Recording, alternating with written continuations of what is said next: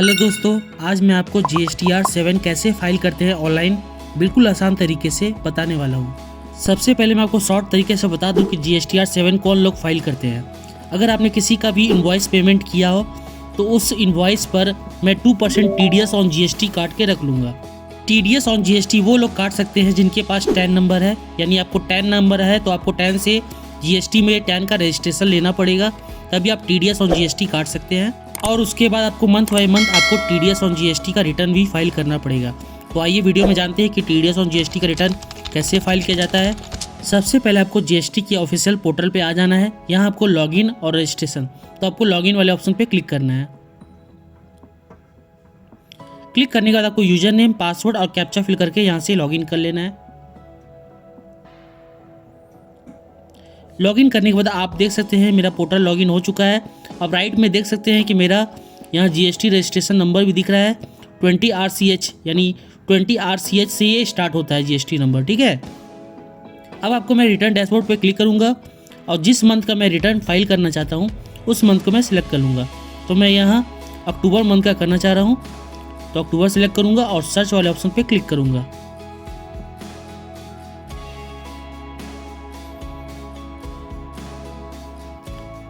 Click करने के बाद आपके सामने इस तरह का पेज ओपन हो जाएगा।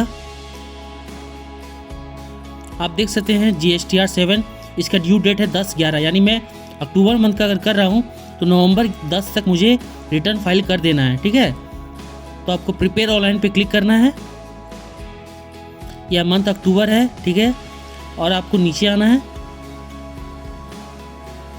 अब आपको 3 number table detail of tax deducted as source, इस वाले ऑप्शन पे क्लिक करना है आपको, ठीक है। ये अमेंडमेंट टू TDS डिटेल, अगर आपने प्रीवियस रिटर्न फाइल किया है, अगर आपको कुछ भी अमेंडमेंट करना है तो आप 4 नंबर टेबल पे जाकर अमेंडमेंट कर सकते हैं। अगर आपने किसी का GST नंबर गलत डाला हो तो मैं 3 नंबर टेबल पे क्लिक करूँगा। अब मैं आपको यहाँ ऐड वाले बटन पे क्लिक करूँगा। अब आपको GST नंबर ऑफ डिडक्टी, तो उस पार्टी का मैं GST नंबर डालूंगा, नाम ऑटोमेटिक आ जाएगा। अब amount pay to deducted on which tax is deducted, यानी जिस अमाउंट पे आप टैक्स काट रहे हो उस अमाउंट को यहाँ फिल करना है। जैसे मान लीजिए 100 रुपये का इन्वॉइस था, 18% GST था, तो टोटल इन्वॉइस 118 रुपया हुआ। तो आपको 100 रुपया ऊपर लिखना है। सेंट्रल टैक्स, स्टेट टैक्स आपको यहाँ 1% सेंट्रल टैक्स हो जाएगा, 1% स्टेट टैक्स हो जाएगा, और सेव वाले बटन पे क्लिक कर देंगे, ठीक है। तो देख सकते हैं कि मैंने एक इनवॉइस यहाँ अपलोड कर दिया है, एक डिटेल मैंने यहाँ अपडेट कर दिया है। मान लीजिए कि RP कंक्रीट जैसा मैंने अपलोड किया है उसका बहुत सारा है इनवॉइस है, तो आपको जोड़कर एक साथ मारना है, ठीक है, अलग अलग नहीं मारना है। तो मैं दूसरा एग्जांपल देता हूँ। मैंने GST नंबर डाला, नाम ऑटोमेटिक आ गया, amount pay to deductee amount मैंने डाला, सेंट्रल टैक्स 1%, स्टेट टैक्स 1%। उसके बाद मैंने सेव वाले बटन पे आपको क्लिक कर देना है। आपको ध्यान रहे कि अमाउंट पे टू डिडक्टिव में आपको केयरफुली अमाउंट भरना है। अगर आपको समझ में नहीं आया तो आप फिर से समझ लेना है कि आपको यहाँ अगर 100 रुपया इन्वॉइस है, 18% GST है, तो आपको 118 रुपया होता है, तो आपको 100 रुपया ऊपर फिल करना है। तो देख सकते हैं कि मेरा यहाँ 2 इन्वॉइस मैंने यहाँ अपडेट कर दिया है, ठीक है। अब यहाँ से फिर से ऐड पे क्लिक करेंगे।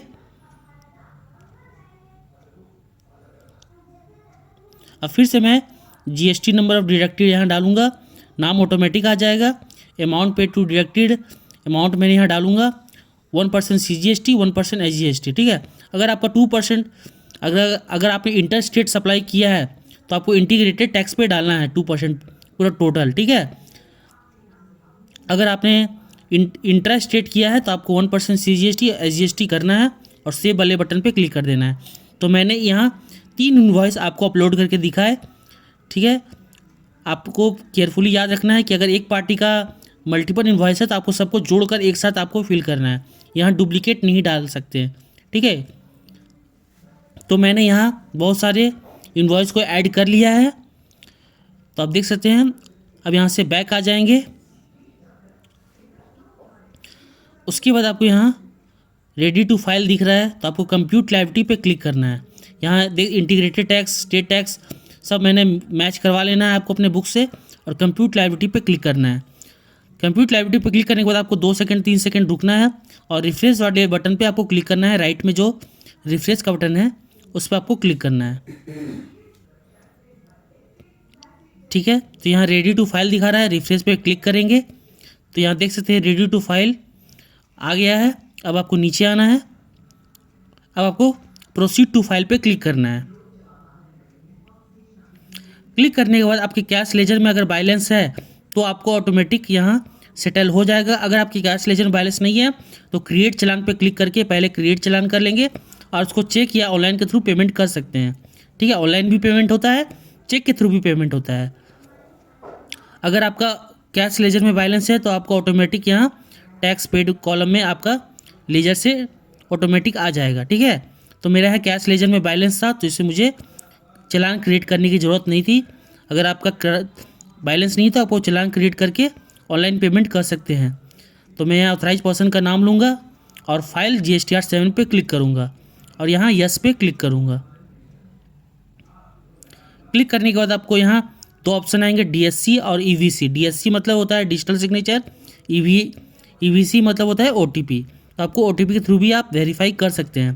तो आपको रिटर्न को वेरीफाई करना है, तो मैं आपको यहाँ आज DSC के थ्रू वेरीफाई करके दिखाता हूँ। ठीक है,